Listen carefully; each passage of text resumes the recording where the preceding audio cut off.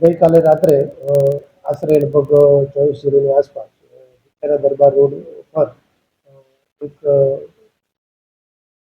મારુતિ કારના ડ્રાઈવરે એક મોટરસાઇકલ સાથે એક્સિડન્ટ કરેલ અને એને જ્યારે ઊભા રહ્યા હતા બધા તો થોડા લોકો ભેગા થઈ ગયેલા અને જોઈએ તો નશાની હાલતમાં હોય એમ જણાય આવે. તાત્કાલિક પોલીસ પહોંચી ગયેલી અને એના ઉપર કેસ કરી અને કાયદેસરની કાર્યવાહી કરી.